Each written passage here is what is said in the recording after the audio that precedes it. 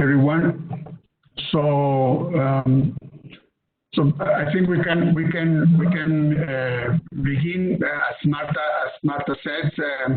First, dear colleagues, I would like to welcome you and thank you for participating in this virtual meeting during these difficult times. This meeting is part of the initiative of ECLAC, Statistics Canada, and the Caribbean Community Secretariat in order to support the countries in their statistical operations under the challenges that the COVID-19 emergency represents. The purpose of the meeting is to have a space to address the emerging problems under the COVID-19 pandemic in the national accounts and balance of payment compilation, and to share with you the recommendation already elaborated to face the challenges raised by the health emergency currently facing around the world. This meeting is carried out with all the countries of the Caribbean region with our knowledge transfer network of the Statistical Conference of the America framework. The inputs and information collected during this virtual meeting will enrich a document already elaborated by ECLAC with the experiences collected in previous meetings held with the Latin American and the Caribbean region, in which recommendations and possible ways to face these difficult challenges are incorporated. The third version of this document will be able for you in the website of our network transfer knowledge of the Conference of the Americas, and all the materials elaborated during these virtual meetings are already placed in this website. With this, I can give you the welcome, and so I give the voice to Marta to continue to begin the process of this webinar. Thank you, all of our colleagues from the Caribbean office and from CARICOM. Thank you, colleagues from the StatCan and to be here. I don't know. I welcome you and giving the voice if you want to say something from the Caribbean side or the Statistics Canada. Please go ahead, Claudio. Can you tell us some words about it from the StatCan, please?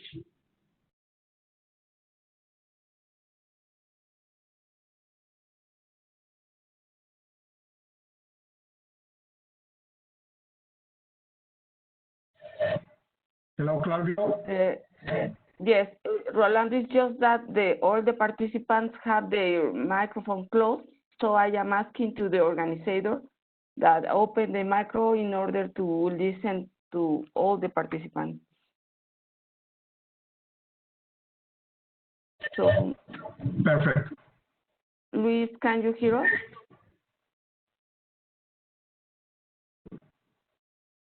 Can you open now the microphones, please?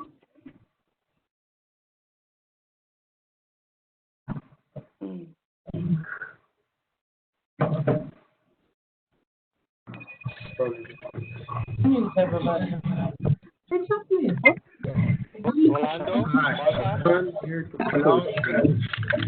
Claudia, can you take a word from the StatCan, please?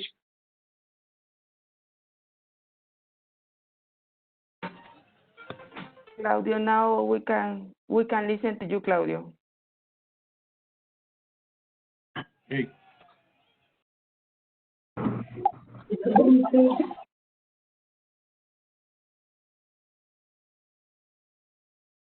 Okay, can you hear me? Hi. Yes. Yes? Okay. Yes. Okay, I wanted to thank you as always for inviting Statistics Canada to these important meetings. I'm joined today by my colleague Conrad, who works in GDP here at Statistics Canada, and my colleague Christopher, who works in trade. So have a great meeting today. Thank you. Thank you. Somebody from CARICOM that wants to say some words?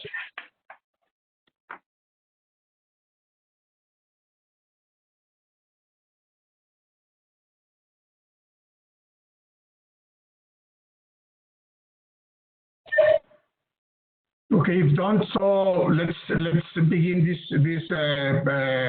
webinar. Marta, thank you and welcome everybody. And so over to you, Marta. Okay, thank you, Rolando. Thank you to everybody for being here. It's nice to be here with you in these difficult times. As we started some weeks ago, we are having meetings with the Latin American and Caribbean region. And this is the third meeting with you with the Caribbean region. And we will deal with some topics already addressed before. And now we are going to share with you some recommendations elaborated previous with the Latin American region and taken from other documents from other international agencies. So I will start with a presentation.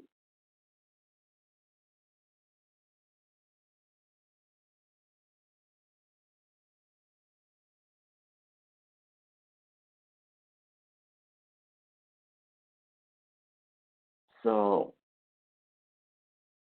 as introduction, as I already said, ECLAC is organizing a series of video conferences and regular consultation to assess the impact of the virus COVID-19 pandemic on the statistical operation in the region. This is the third virtual meeting organized to address the impact in the national accounts and foreign trade statistics and the main problems faced by you in the regular compilation. The sanitary measures taken by the governments in each country have impacted in very important manner the regular data collection and the compilation of the national account series and foreign trade statistics. Currently, the National Statistical Office around the world are facing the challenge to deal with the data gaps, the imputation techniques, and the mechanisms to explain to the user the impact of the health emergency in the national account series, released and already in progress of compilation. So the objective of our meeting is to identify the status of the compilation of the national accounts, balance of payments and foreign trade statistics in the region, and the main problems faced. As well, we are going to exchange experiences and share some of the recommendations raised during former meetings and disseminated by the international agencies. As outcome, we will have a summary of the problems faced and solution proposed to be included in the document, compilation of national accounts, balance of payments, and foreign trade statistics in the context of COVID-19 health emergency. This is a document that is part of a series of documents that is preparing ECLAC to cover the pandemic COVID-19 in the statistical field. And this will be placed in the website as Rolando mentioned. We are going to have a meeting in 3 parts.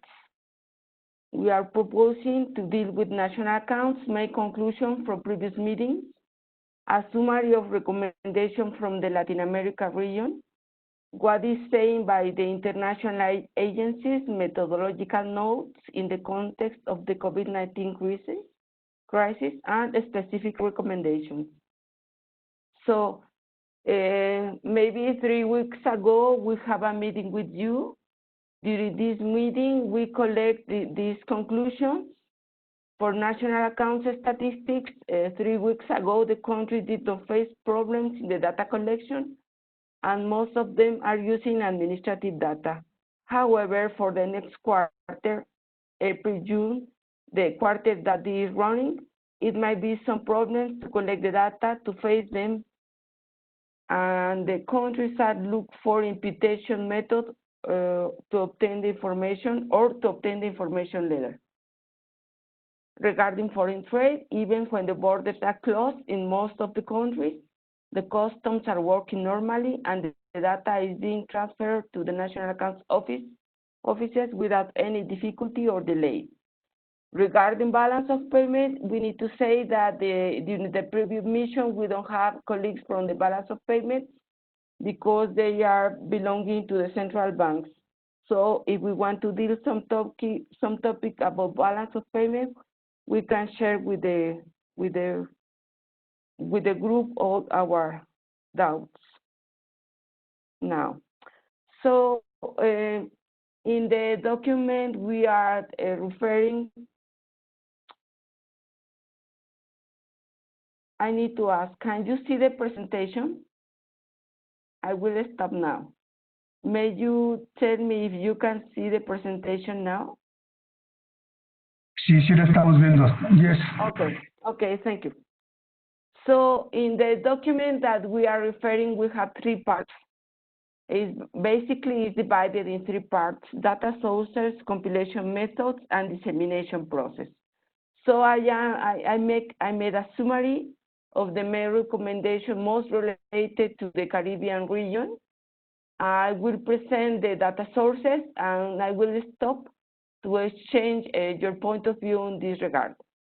So the first recommendation on data sources is to encourage the implementation of service online or by telephone.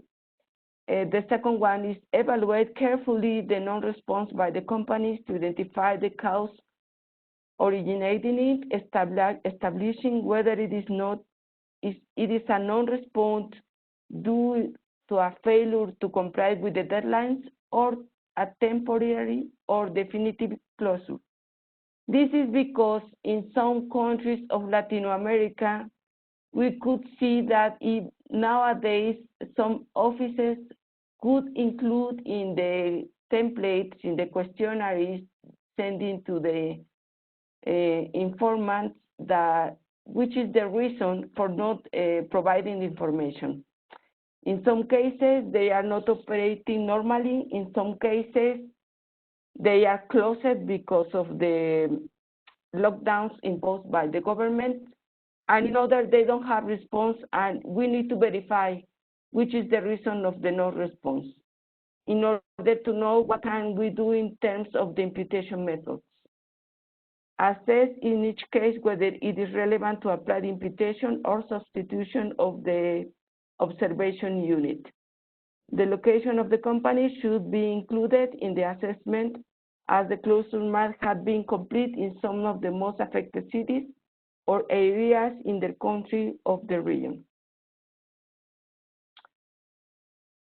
The third one is foster and deepen the link with business chambers of guild ministries of the government and experts knowledgeable of the operation of certain industries of the country in order to have also the qualitative opinion of the evolution of the markets of more important products. So we recommend to be as closer as you can with the ministries that are providing data or other alternative data sources that can help you to identify which is the trend of the economy that you are trying to measure. Another alternative is consult the economic press, which usually reports interviews with business trade leaders. Obviously, this information will have to be carefully analyzed for possible biases that this leader might express in the current situation in order to have greater access to credit lines or other kind of biases. Follow up with the companies that have converted their production basket to satisfy the supply demanded due to health contingency. The previous meeting, we have some cases where maybe the hotels are changing temporarily their production, their offices service provided because they are attending people sick by requirement of the government or by any agreement. So in these cases, we need to make a follow-up and identify for how long these hotels or companies will change their production line as regular they do it.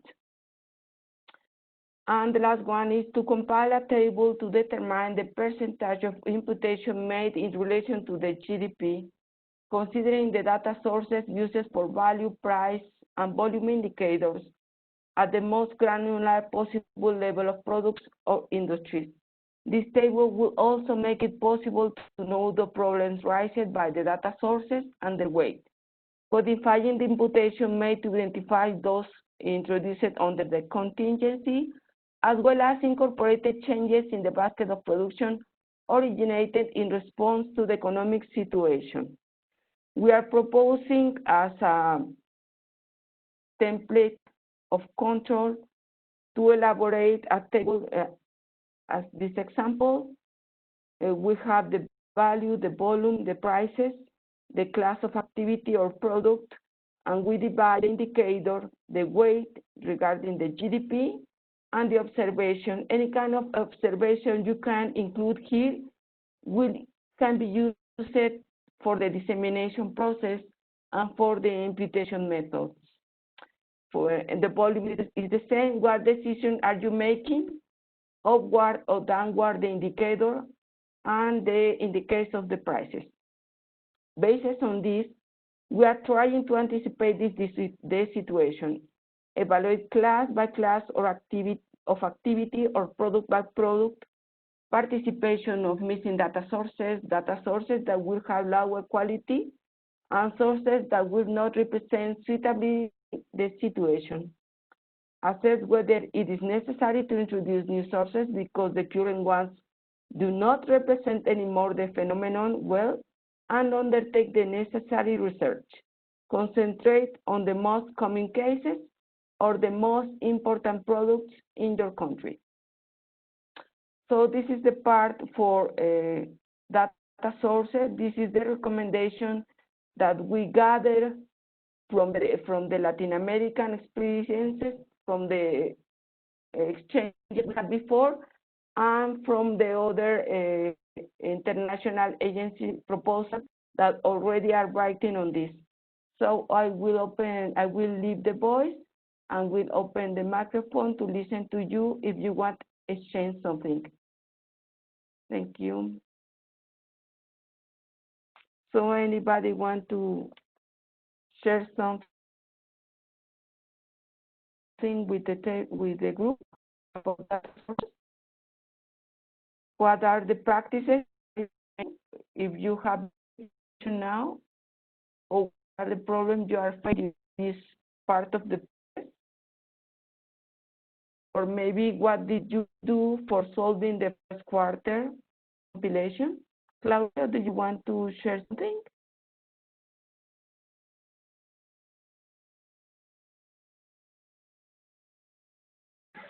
At this point, well, I guess I'll ask my colleague Conrad if he's got anything to add, but it would be interesting to hear the Caribbean country members speak as well. Yes. Yes. Anyone from the Caribbean countries?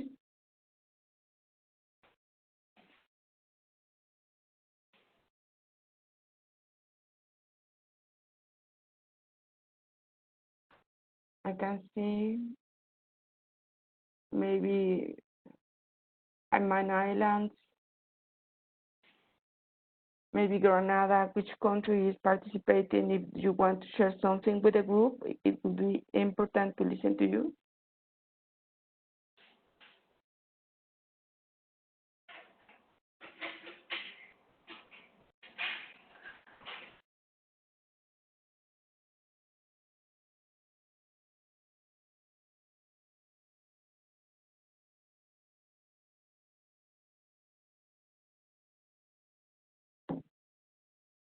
Do you have your microphones open?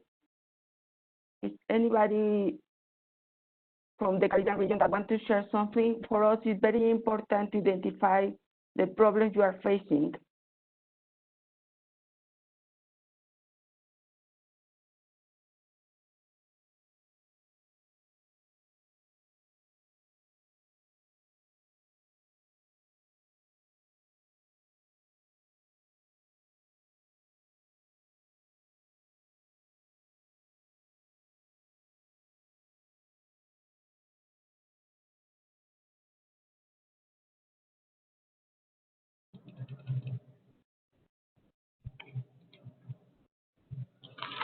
Hello, good morning. Can you hear me now? Hello. Yes, I can hear you now. Right, right. This is Paula Jackson from Jamaica. I just want to apologize for Carol Coy. She has been having some power issues, so she's not able to be on right now. So let me just apologize for her. So, so I'm the head of the National Accounts Division. So with respect to some of the data, the recommended things that you had said for the data sources, when we came off the call the last time, we were actually saying that we would start to do some online surveys. We would do that for the next annual national income survey, though. The hope is for us to do that, because right now we don't do that. So we took the recommendation and said it would be good for us to be able to do online surveys moving forward. As it relates to the April to June quarter, however, we wouldn't start compiling that information yet for the quarterly. But we had mentioned that we use the VAT database.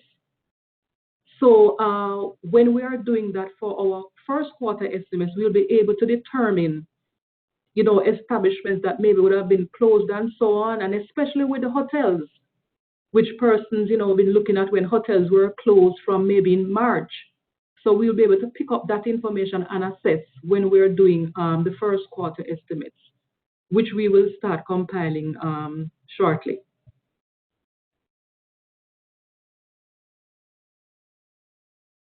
Okay, first quarter, as I understand, you can solve it without problems. So now you are we will still be doing the first quarter. Our schedule releases end of June, but it may go into the 1st of July, we had said. However, we're still on track to do that, and we're getting our data in. As I was saying, we have the administrative data, the VAT database, and that information is coming in, so we'll be able to assess.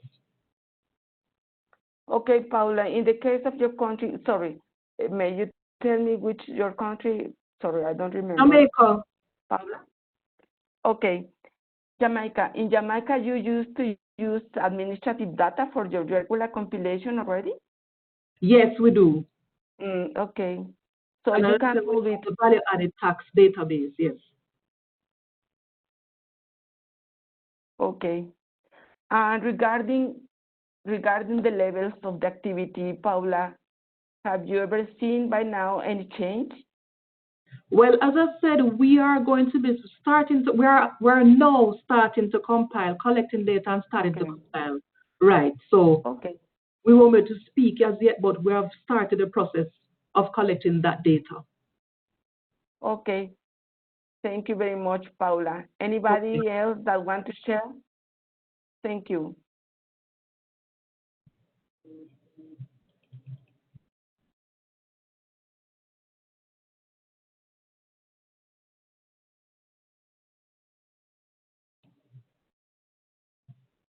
Any other country that want to participate?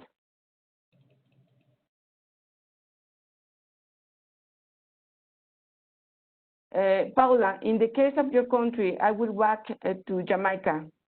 Are you going to accomplish the releasing dates as usually?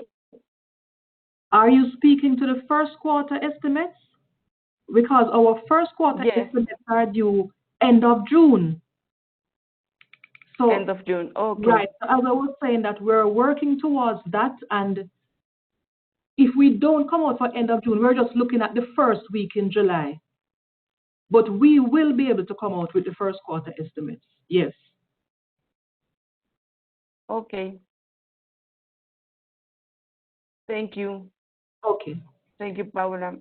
Anybody else that want to share something about the feasibility to accomplish the releasing dates due to the data sources?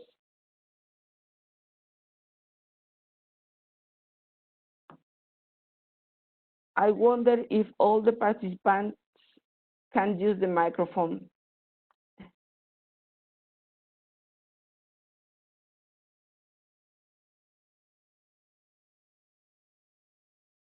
Okay. If we don't have any more comments, we will move to the compilation methods. Do you agree? Martha, may I say something? Of course. We I are waiting think, for you. well, no, I think my colleague Conrad would like to Okay. speak, but I don't know if he can unmute his microphone. Yes, I am asking to the organizer to open the microphone. Let me try to. So yes, this is Conrad, and I can now Okay. unmute my microphone. Thank you, Conrad. Yes, so I'm from Statistics Canada. We are planning to put out our first quarter data of 2020 later this week. So of course, it's been a challenge, much like it will be for everyone. Our first main challenge is that, of course, we are now all working from our own homes. So we're all having to connect into our computer systems from home. So this, of course, provides some challenges, and sometimes the connections don't work, and there's additional problems. So this was one of the hurdles that we needed to try to go over, and we did manage to do that. So that's probably, I imagine, something that all of you will face as well. The second, of course, obstacle that we needed to face was not all of our data sources that we usually would use were now available. So most of our main sources, particularly our administrative sources like tax data and customs data, and some of those types of sources, those were available. So that was very beneficial to us. Some of the other surveys we were not operational. So it was just felt that in this time that to be phoning up businesses and trying to get information from them wasn't going to be successful for several reasons. One might be that the business might not even be open. Secondly, if they are, they may have other concerns, and they wouldn't be that interested or have a lot of time to be answering our questions. So there was some of our surveys just didn't run. So in those cases, we did, of course, have to find some other sources for our data. Fortunately, our labor force survey, which we could get information for all the different industries, did operate. So that was a helpful source for some of the areas in which we could not have, or we did not have other data sources. So we had to, I guess, maybe use our imaginations and our innovation a little bit to try to figure out where to get the information and what of this information would be good indicators for some of these data gaps that were existing. Mm-hmm. So in the case of Canada, Conrad, you face problems for compiling the first quarter of 2020. That's right. We also do a monthly indicator for GDP. So we are doing, so at the time of the first quarter, we would also be putting out the month of March, which was the first month for us that was really affected. The last 2 weeks of March in particular, where the country already had really shut down. And of course, April will be when it really starts. So that's when I think our biggest challenge is still ahead of us.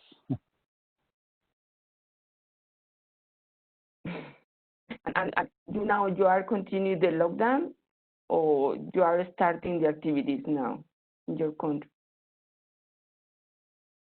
The lockdown started in the middle of March. And until when? And it's continuing. It's still continuing. It's much of the country is still in lockdown. Different areas of the country have opened up more than others. So, I guess a lockdown can mean different things in different places. Okay. So in some regions, they are not allowing visitors in and out without those people arriving to be in quarantine for 14 days. In other areas, the restrictions are not as tight. So different places in Canada have different restrictions. So it's but generally speaking, the lockdown is still in effect, and there are still many places that can only operate with very, very strict social distancing policies. So restaurants now can open, but you cannot sit inside. You have to sit outside, and you have to be, well, I think depending on the region, but you have to be either 6 to 10 feet apart. So, yeah, so there are, you can do some of these things, but they are very restrictive. So it's difficult. Even if you want to spend money, it's difficult to do. Mm-hmm. It is not depending on money. No. Well, I mean, it both money and restrictions probably, Mm-hmm. depending Mm-hmm. on the household. Okay. Okay, Conrad. Thank you very much. Maybe we can ask to the Caribbean colleagues in the case of their countries if they are now stopping the lockdown or you are continuing lockdown, because this is important, as Conrad mentioned, in order to know until when the data collection we are supposing to be normal. So if any from the Caribbean countries can share with the group when it's going to shift the lockdown, the government, or if you are still in lockdown. Maybe from Curacao, from Aruba.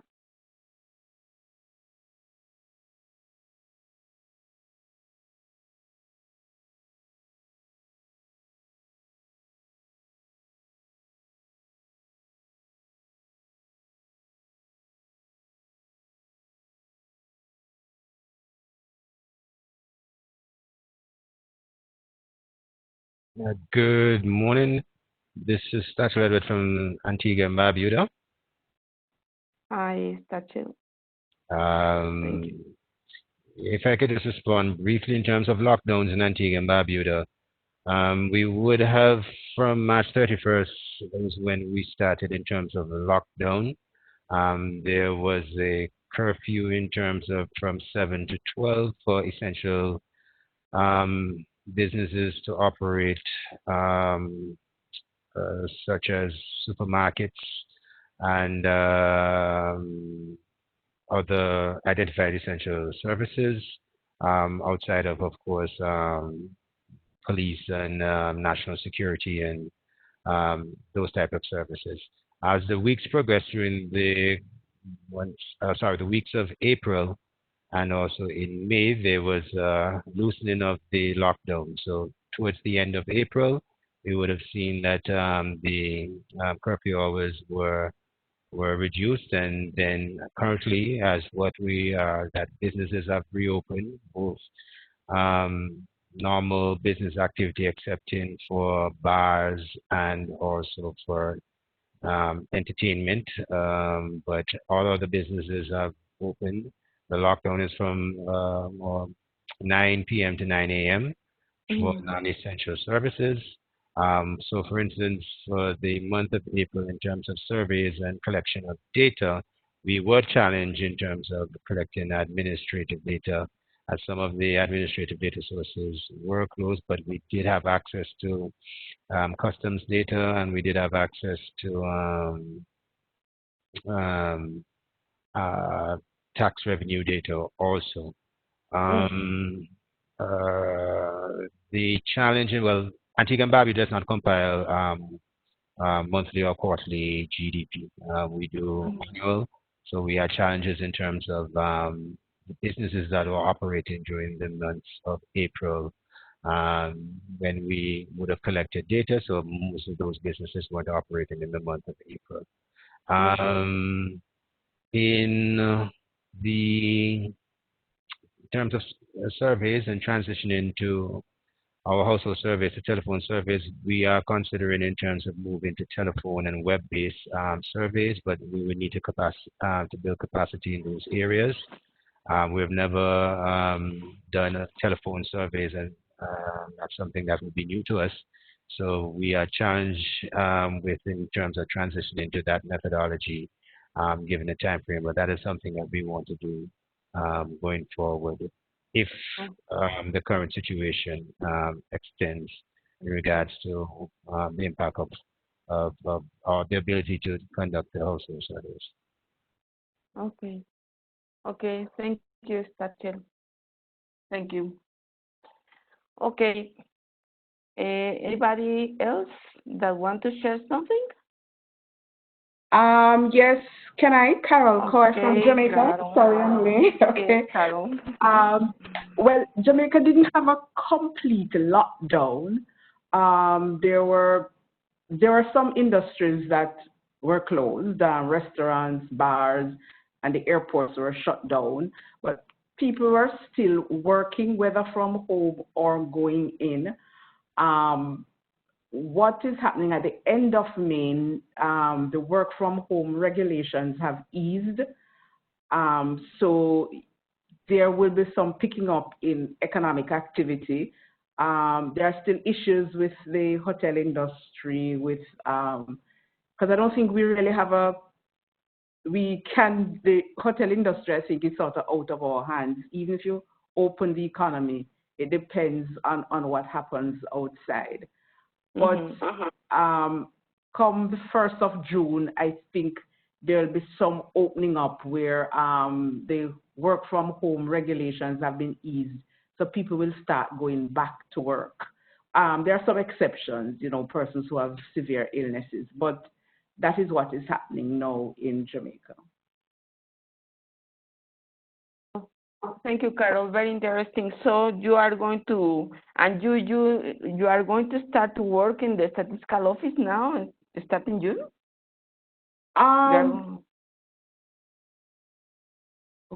Sorry. We were already working.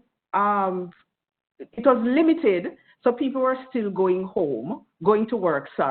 But at the statistics office. But there were some, because of the whole issue of social distancing, we limited the numbers that would be there on one particular day.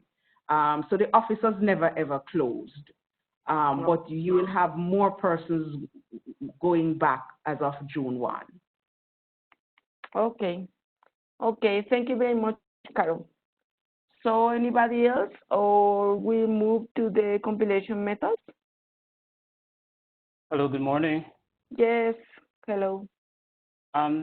This is Selburn Christian, Economics and Statistics Office, Cayman Islands. Hello. Yes, we can hear you. Yeah. As for the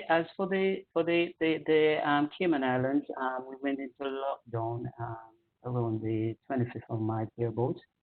And currently, the reopening is being phased in. I think we are at stage 3 of the suppression, on that suppression spectrum. We don't do quarterly GDP, but as it relates to the quarterly trade data, the trade data came through as per usual.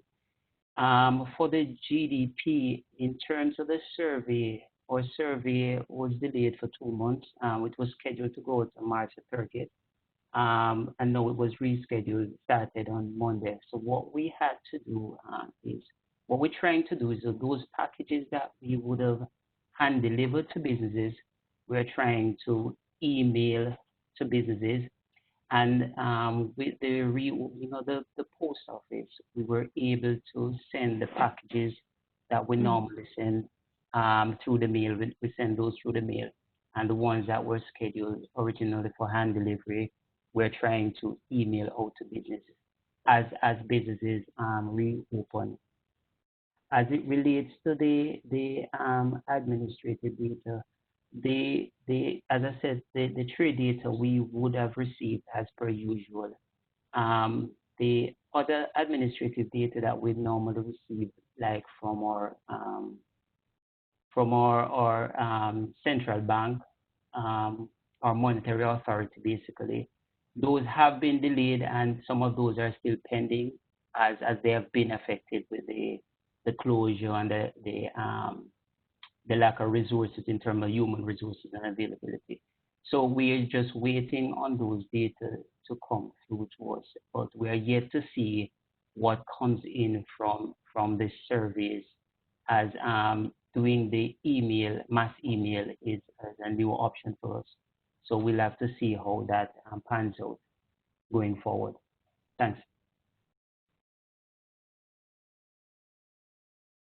I understand that you are going to be in the time being. What are you going to do to solve the regular data collection, as you don't not compile high frequency indicators? It means that this is for the annual compilation. Yes, this is for the annual compilation. So as we get into the survey deadline, we see what comes in, then we'll have to make some decisions on the compilation process going forward based on what we have available. Okay.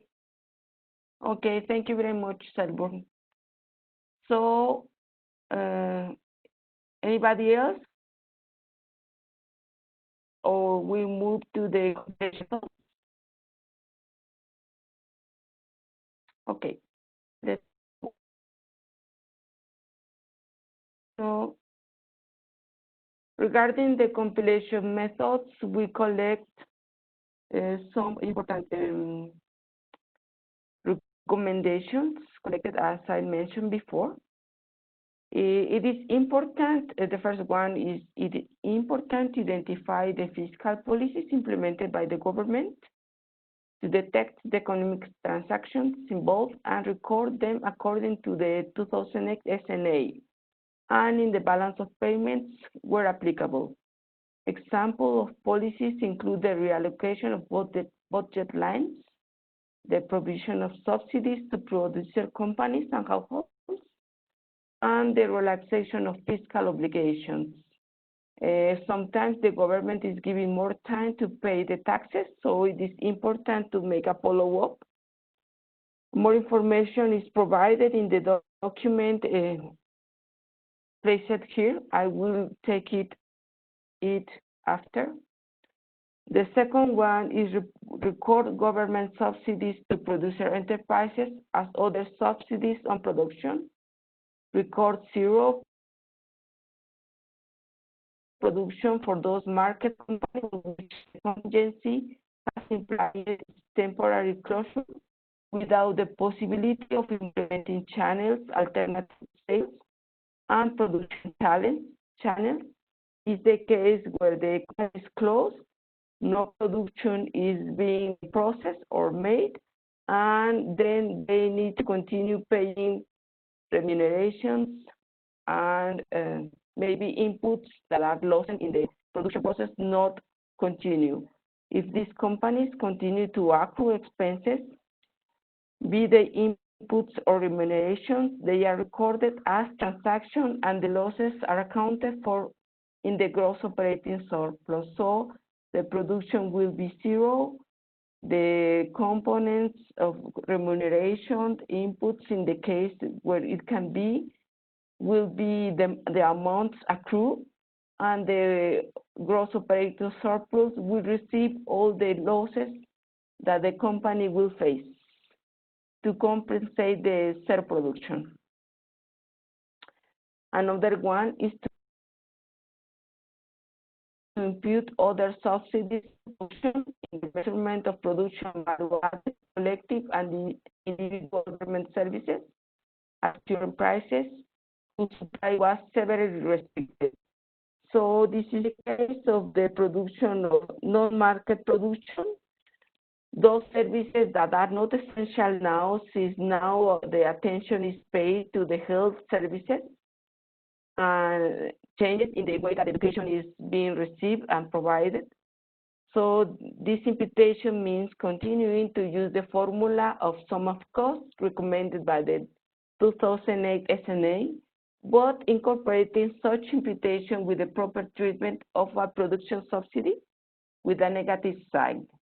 In an extreme case, if the service has been totally suspended, the production and value added recorded is zero, since the value of the other production subsidies is equivalent to the sum of cost, always with a negative sign.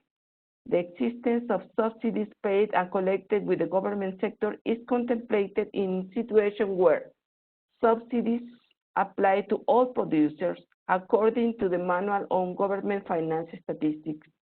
This can be a polemic treatment since the administrative unit of the government usually did not receive subsidies on production. They usually receive transfers to operate. But in cases during this health emergency, some subsidies are received to pay the payroll. It can be necessary to record a subsidy on production. This is an alternative treatment, and this is discussed in the document I mentioned before. And next one is to adjust the volume index of collective and individual government services in cases where the estimate is based on the total number of paid jobs. This is very important to understand that currently the offices, the national statistical offices, the national accounting could be follow a method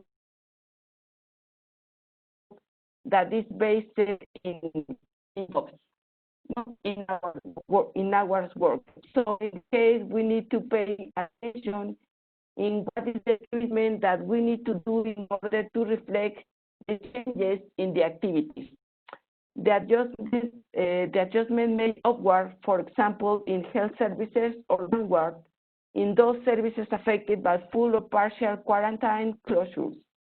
The adjustment may be taken into account qualitative information or estimates by service involved in normal hours worked versus hours working in the current situation, on the use and effectiveness of the teleworking modality,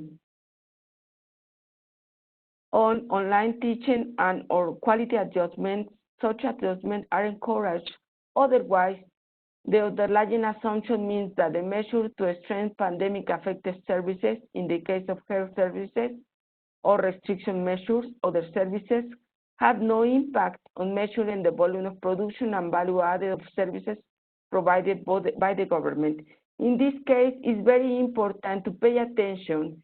If the government is taking measures to increase the quantity of health services, it is very important to incorporate it in the compilation. In the case of education services, it is very important to identify if the government is changing the modality of teaching. If we can assume that the same hours worked by classes by internet is the same one as in presence, we can assume that the quantity of our workers is the same. Otherwise, we need to make an adjustment downward to the education services to reflect the reality that is facing the activity. Another one is to record subsidies on products in the situation where interest rates are the result of the central bank setting an interest rate lower than the market rate. This is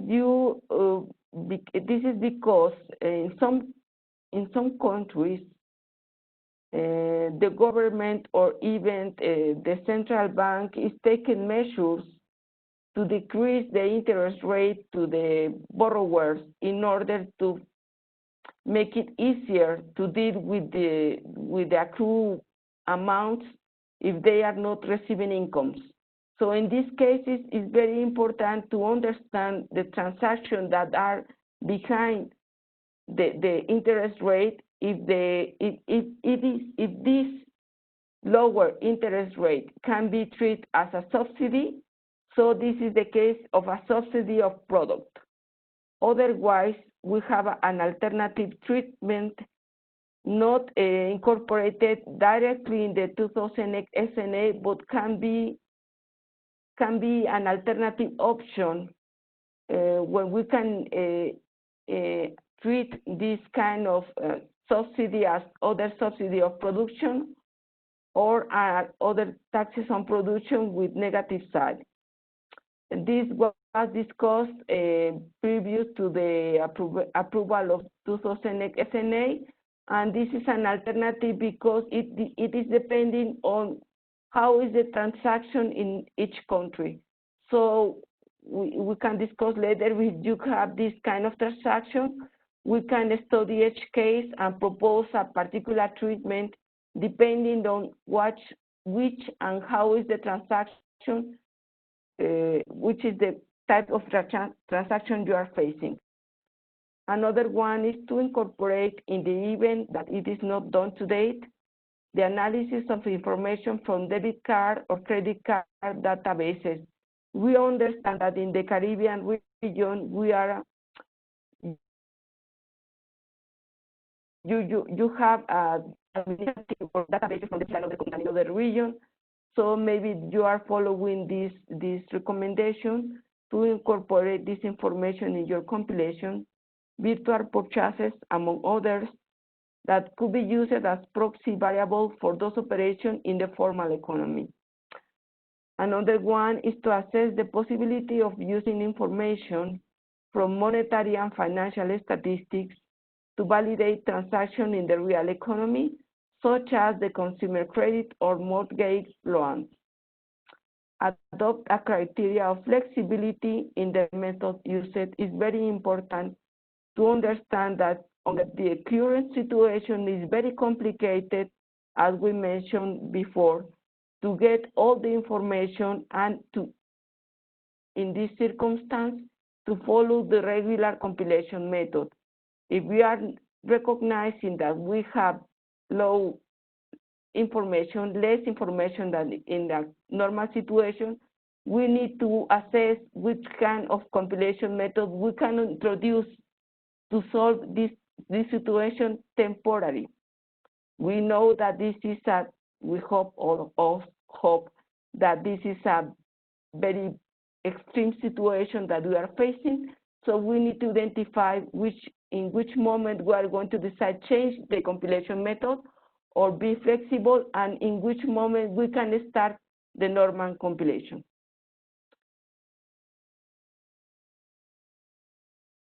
So this is the information about compilation methods.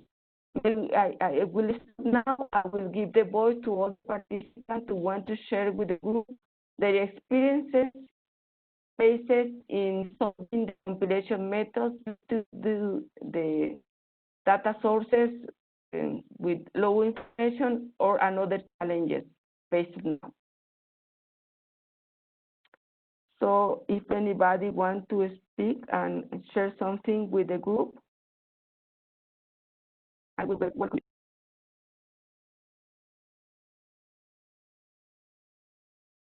So this is Conrad Barber-Duick again from Statistics Canada. Yes. One of the issues that I guess we are wrestling with in Canada is, I think this is one of the first things you said, was to make sure that we properly understood all the different subsidies and transfers and policies that the government was undertaking to make sure that we were actually treating them properly. So that was one of the issues, because of course if it's a transfer is treated slightly differently than a subsidy in the SNA, as you indicated. So we needed to make sure that if we were looking at the generation of income, I'm not sure if all the countries would undertake that table, but if you were, then you could see that possibly a subsidy would show up in the compensation of employees as well as in gross operating surplus. And then, of course, there would be an offset in subsidies So that would be kind of how the subsidies would work. Whereas if it was a transfer, if we thought of it as a transfer, it would not show up in that table at all because it's not in the generation, but it's just a later distribution. So these were some of the, I guess, some of the decisions that every country has to make depending on what measures their government are doing. Another thing that we did, and I think you alluded to this as well, was that in many cases, professions such as teachers or other civil servants continue to be paid, although in some cases their hours worked did go down. So because of complications, because of working from home or other issues, some people were continuing to get paid, but of course they work much less. So if we think of nominal GDP, those wages would continue on just as they always had.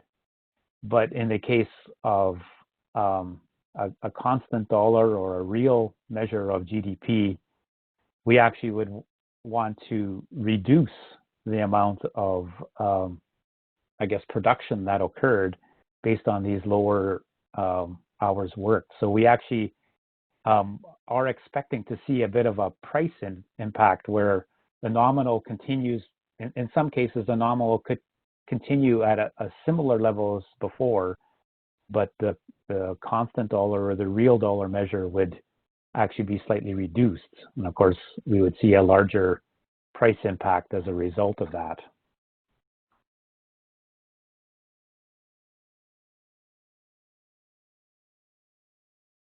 It is a fact the actions taken by the government need to be reviewed in order to identify the better treatment. I will back to this later to this point because I will present some summary from one document that I mentioned before, the 6 different choices to record the support from the government, prepared by the Intersecretarial Working Group on National Accounts. So thank you, Conrad. Maybe if one Caribbean country want to share what is doing, what are they doing, what kind of actions taken by the government you identify nowadays in your country, maybe Guyana or maybe Cayman Island, maybe Jamaica can share with the group what kind of support is providing the government nowadays that you have identified? This is Carol from Jamaica. The issue for us, we do the quarterly GDP by product. So I think the issue for government is using the sum of cost. Just listening to Conrad, the issue of the hours worked, we have really basically never taken into consideration. But then you can think of teachers. Yes, they're teaching from home, but because this is a new mode of teaching for a lot of them that I've spoken to, they're actually spending more hours preparing to deliver teaching this way. So there are these pros and cons. What we in Jamaica will have to think about is that the government has actually introduced some basically subsidies on production to help businesses to allow them to keep staff on.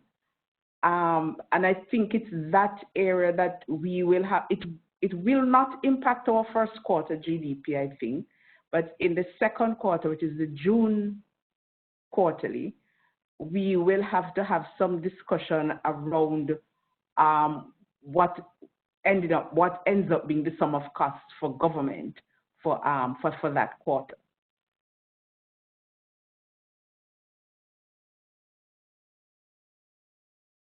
In terms of the current value, you use sum of costs. In the case of you use hours work or jobs. You mentioned it is, you were very clear. when you change the mode of teaching, maybe you are using more time because you need to prepare and you need to deliver the class. And when you go to the school to teach, you have all your class prepared, and it's a normal situation. So you will use our worker for measure the volume.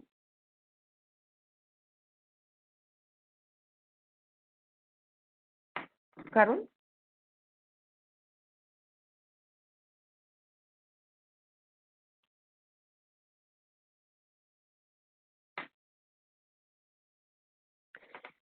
Carol?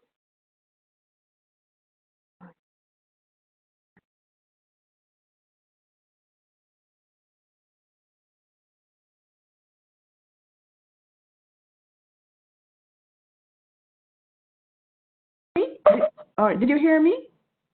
Okay, I'm completely. Yes. Oh, you didn't. No. No, oh, sorry. Oh, I'm sorry. Do you want me to repeat what I said? Okay, you can hear me now, though. Yes. Okay. Now I can. Oh, sorry about that. What I was explaining is that the issue, listening to, is it Conrad from Statistics Canada, you could also have the alternate where I've spoken to a number of teachers, and because of the teaching from home experience, they actually put in more hours than they maybe normally would do if they went into the classroom, because for them it's a new way of teaching. And so the amount of hours that they included was so much more. I was saying in the case of Jamaica, it's in our June quarter where the government had instituted basically some subsidies on production. And we are going to have to find some way, because currently what we actually looked at was the numbers employed, the compensation, and deflated it to estimate government production. But now with this new item being put in, it makes a difference. We will have to find some way of adjusting our quarter two 2020 GDP. Thanks. Okay, now, thank you. Now it's clear. You deflate the remuneration and you use number of teachers. Yes, okay. That is what we would have used. Yeah. Okay, thank you. Another country, maybe Barbados, maybe Antigua and Barbuda, want to share something with the group about the main challenges in the compilation side?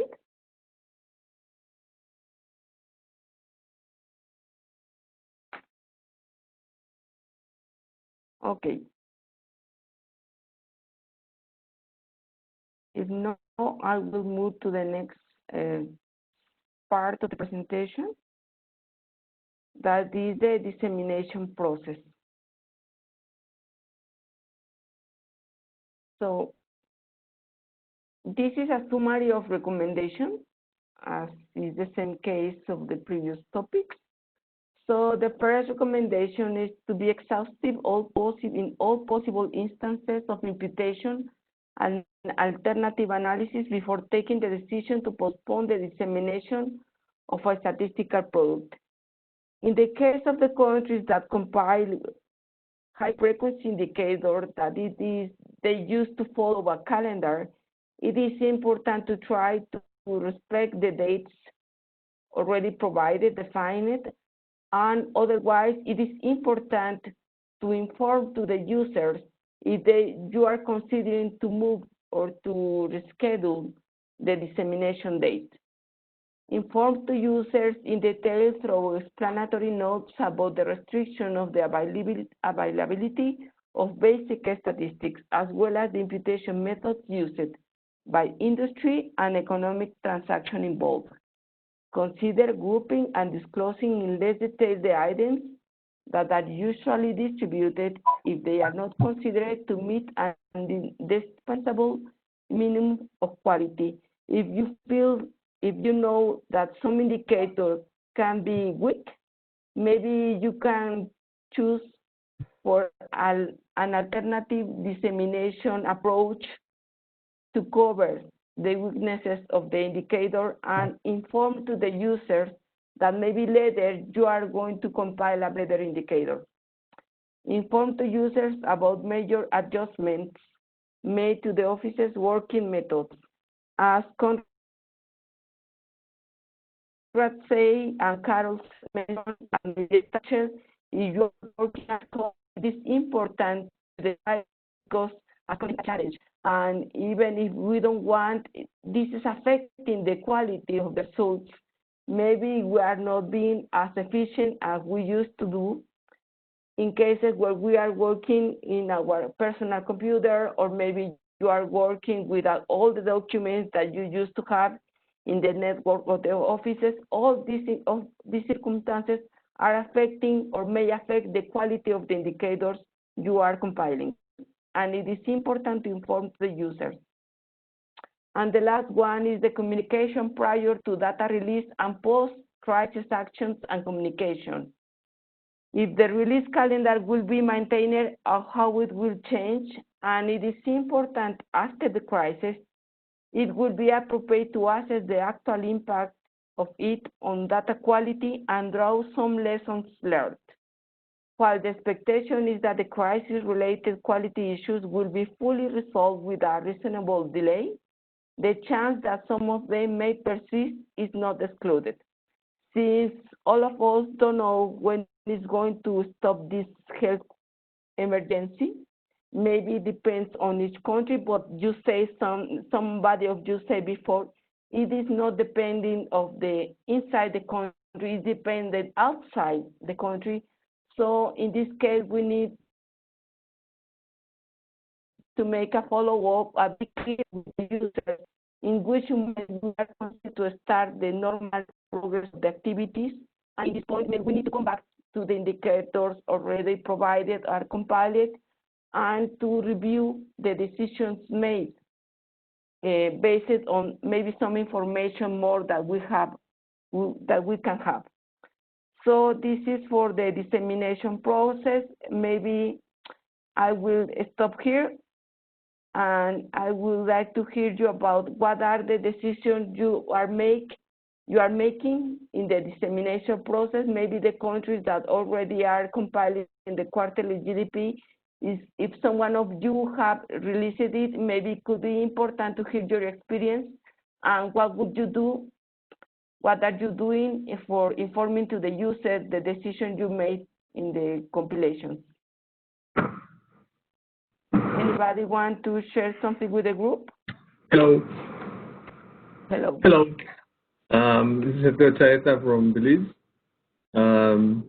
Our dissemination for the GDP series has gone as planned. And today we are releasing via virtual press conference the first quarter GDP for 2020. Today? Yes, currently, right now. It's live right now in the social media. So, and you prepare something informing to the health emergency? Yes? Yes, so the information was prepared, and our data dissemination department did the recordings of the presentations with our statisticians and prepared a video format for each presentation to be released. And that's being played live right now in our online platform. And then we have access to the press to be present today live for them to ask questions and clarifications from the statisticians, and the statisticians will be also available to respond live. Yeah, so that's basically it.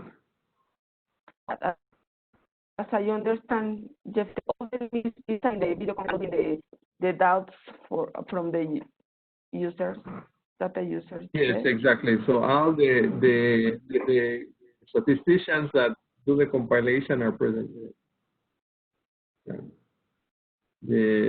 Like myself, I am not there because I'm attending this meeting, but I should have been there. But it's okay. Sure, you are here. Okay. Okay.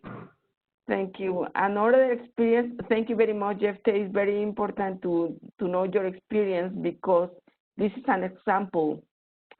This is an example that what are you doing to inform to the user. It's very important. I think all the users are expecting what is going to happen, not only with the indicator, but also with the calendar of indicators you are presenting.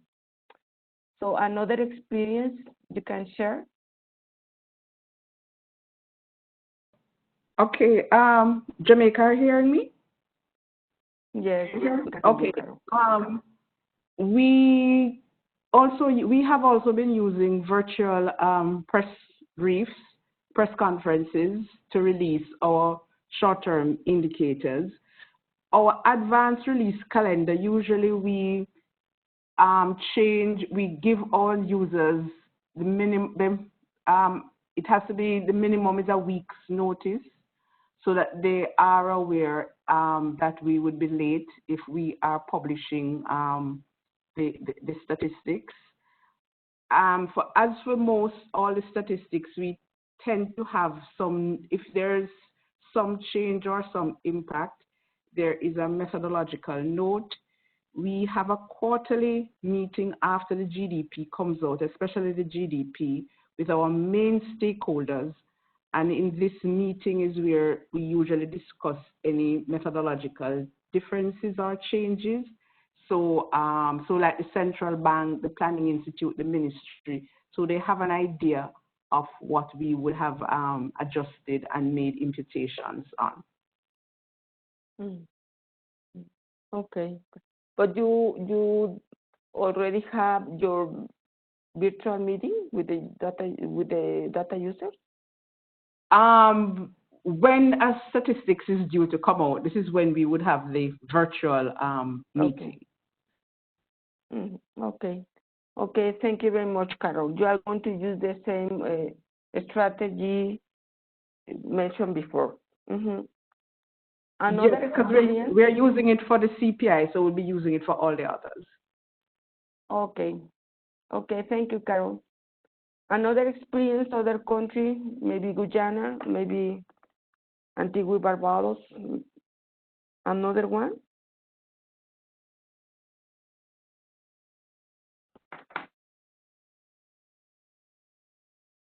Okay. So we will move to the last. Okay, thank you. Who? No, just noting that Antigua and Barbuda doesn't compare quarterly GDP, so.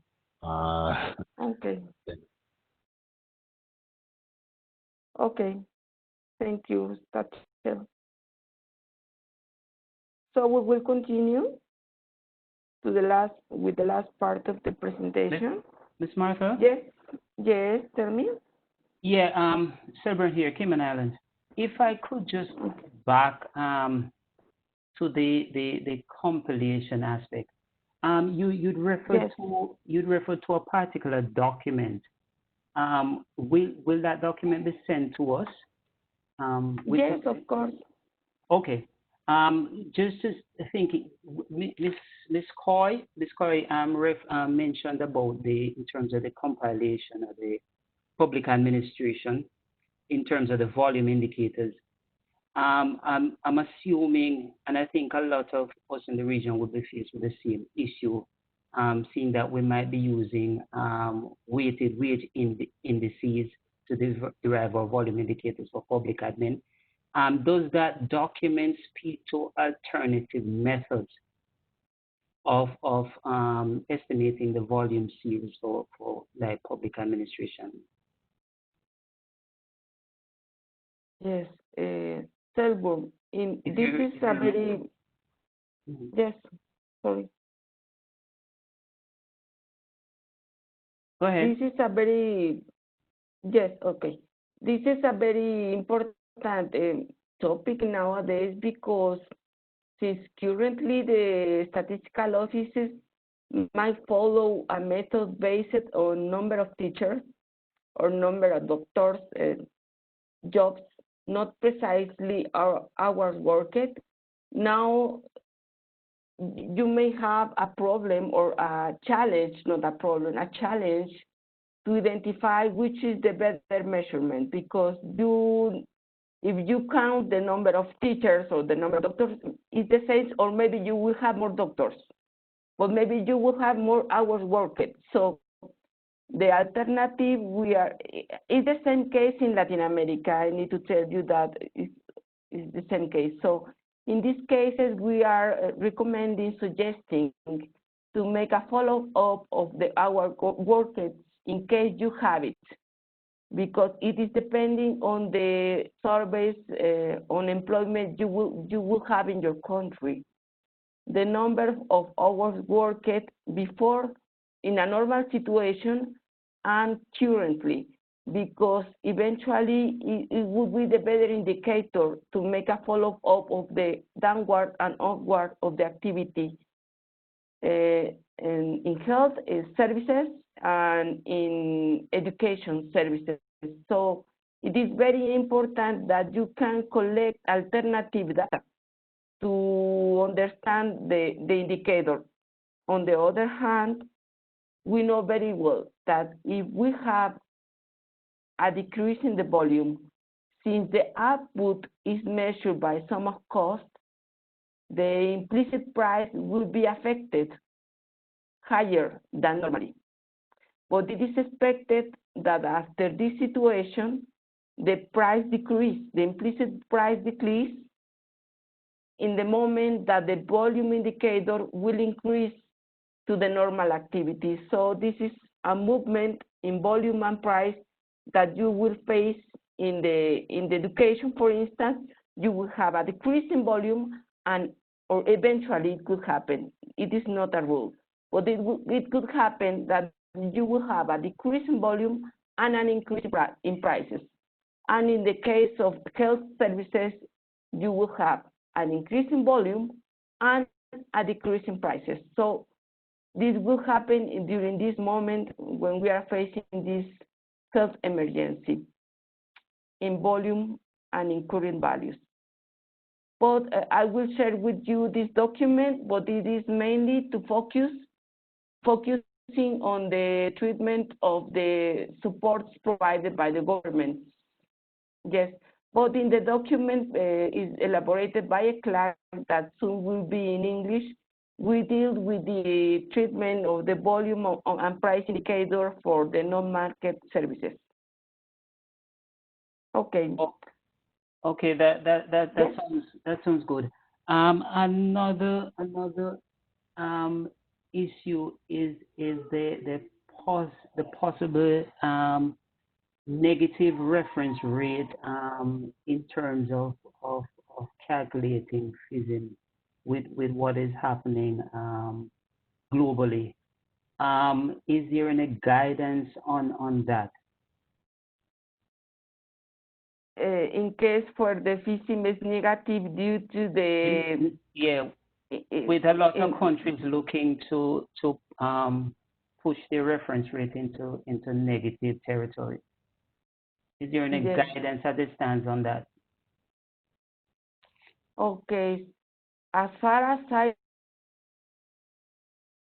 see in the methodology nowadays, not, but I will come back and I will tell you it's very important.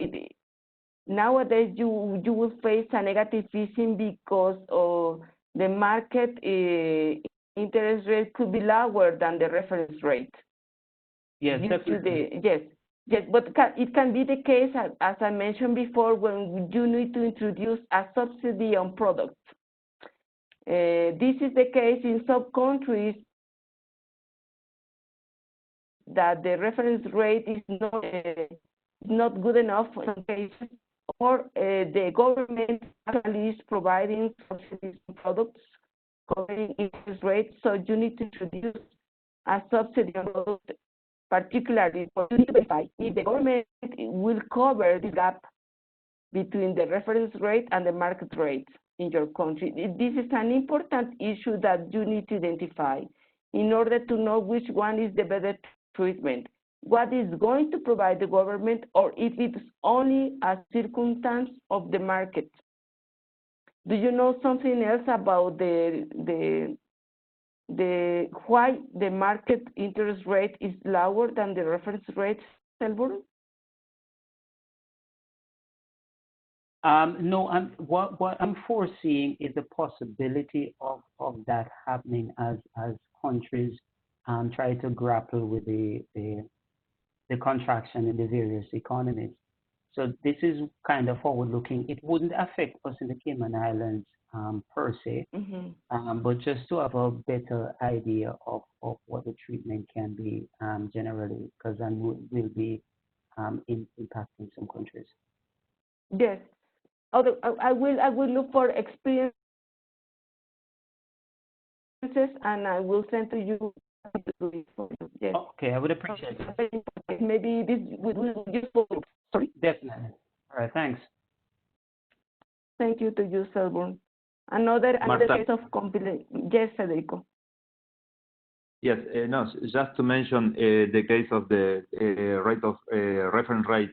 In other countries, another possibility is try to use the average, implicit average rate between the flows of interest from the deposits and loans. This is another way.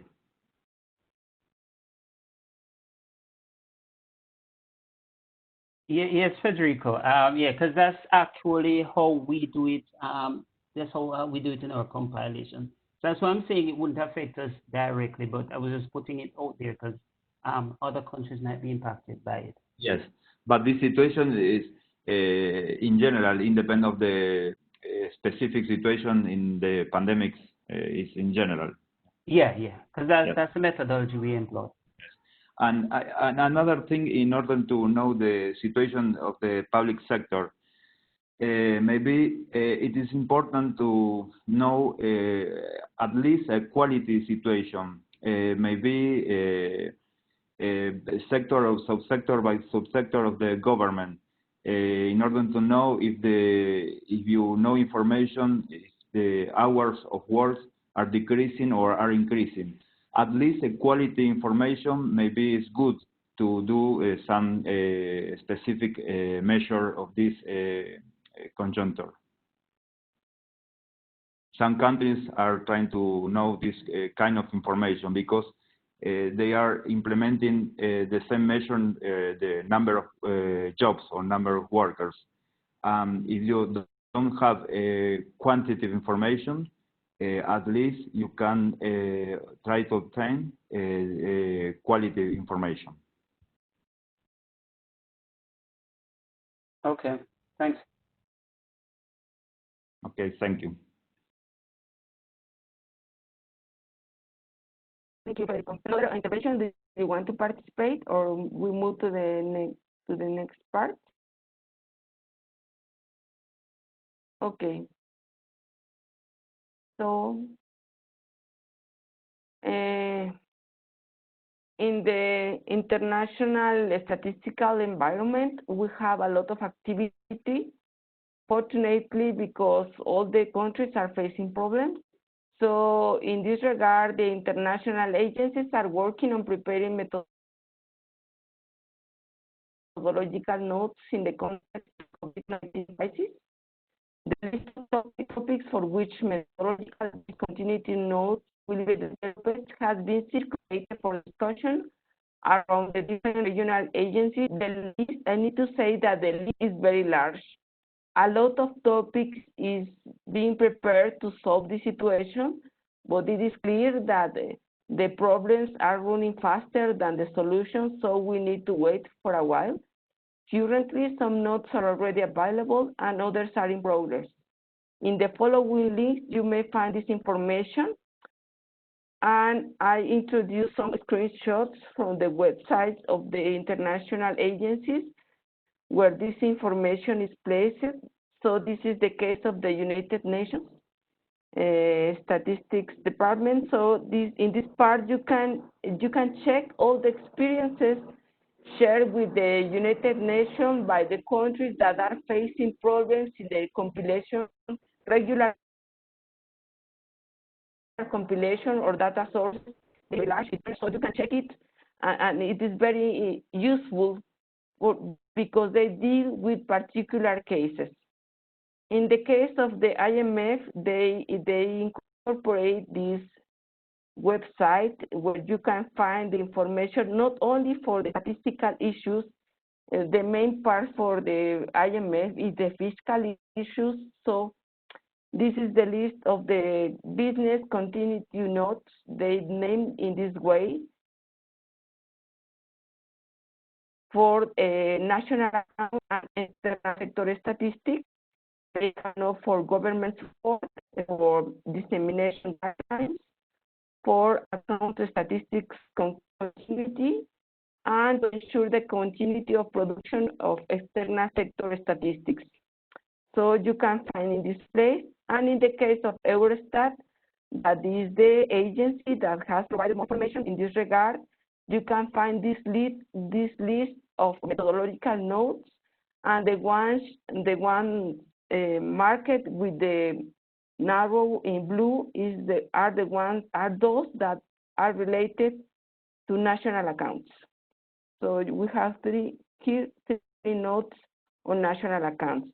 And finally, all these topics addressed by the methodological notes already elaborated by the international agencies and some other for the Latin America have been tackled in the document compilation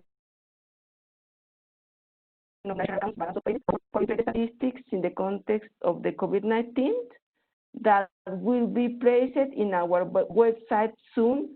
Now it is in Spanish and it is being translated into English.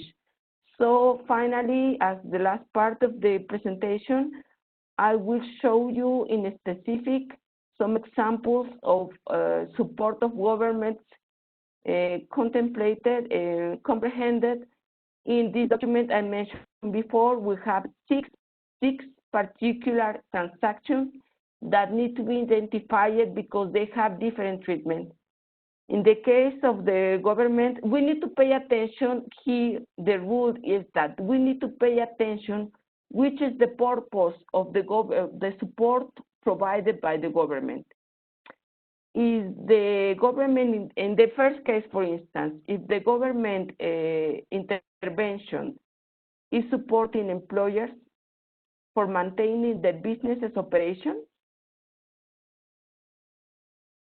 so we have a case of this on production, because they will be used to pay wages and salaries. Yes?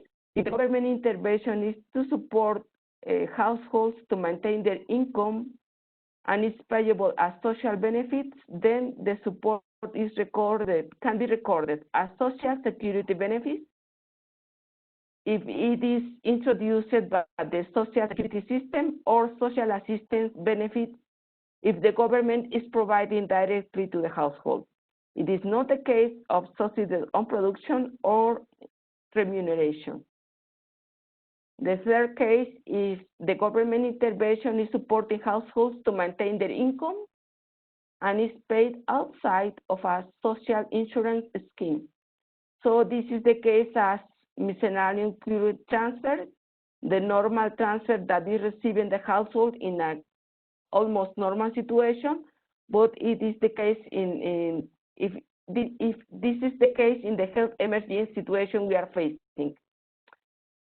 The fourth is the government intervention that supports self-employed with the view of supporting their business. Is the same case as the subsidy transfer to enterprises. It is treated as other subsidies on production from the government to the self-employed. And the fifth is the government intervention that supports employers with maintaining their business operation. So this is the case that other taxes on production for the employer and payments of remuneration by the employer to employees as wages and salaries. So, and the last one is the government intervention that supports households through temporary changes to tax scheme rules to reduce tax obligation, and this is recorded as current taxes on income and wealth. So, you need to identify the kind of support, the purpose of the support, and the receiver of the support. And in this regard, you can identify which is the better treatment suggested in this document proposed by the Secretarial Working Group on National Accounts and by the International Monetary Fund too. But it is recommended in this case. So this is all from my side. If you want to share something or you have any comment or doubt that we can discuss with the group, I will give you the voice. I'm happy to hear you. This is Carl from Jamaica. Can I ask, I know Claudio is there from Statistics Canada. What I was wondering is if we have a specific, and UNECLAC too, if we have specific issues, can we get in touch with you and you help us, and you guide us through how do you deal with this? Because I know the PRASC was sort of on hold because of COVID, but would this assistance still be there? Of course, Carol, we can do it. Yes, and for Stats Canada as well, I'd like to point out PRASC is not on hold, and we would also like to help you with anything COVID related. Thank you. Thanks.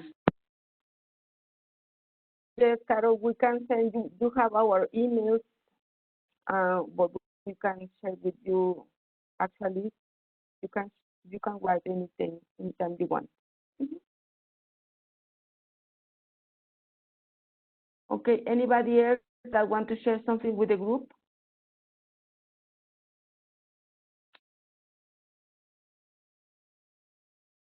Okay. This is all the information we would want to share with you. For us, it's very important to give you the message that we know very well that this is a very extreme situation, a very challenged situation, and all of us have doubts, and we are checking all the information we have from the international agencies, and we obviously know your situation. Some countries have made touch with ECLAC, with our experts on prices and national accounts, and through this means we can know your problems, and maybe we can find together the solution to face this complicated situation in the side of national accounts and all the macroeconomic statistics you are in charge of compiling. So if you don't have anything else, I will give the voice to Rolando, or maybe Claudio or somebody else want to share something for closing the meeting.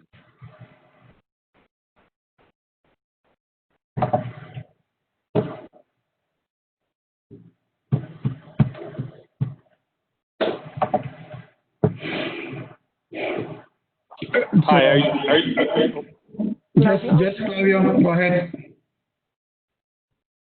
Sorry, I didn't know you were waiting for me. I just wanted to say that we look forward to the next meeting and to the minutes to this meeting, along with the link to all the documentation that's available from other international orgs. Thank you. Thank you so much, Claudio. So with this, I think we can close our session and this webinar. And I thank you, all of you, very much for your participation, and in particular for all our colleagues from CARICOM and the StatCam for their support. This is very important for us, and so I hope we will send you the minutes for this webinar. And with this, I will thank you, and I want to close this webinar, and thank you all of you, and hope to see you soon, and take care, and hope we will be fine. So you'll stay safe at your homes, taking this quarantine. And thank you very much for all your support. That's it. Thank you. Bye-bye. Thank you to everybody. Thank you very much. Have a good day. Thank you. Thank you. Bye. Thank you. Bye. Thank you, everyone. Bye. Bye-bye.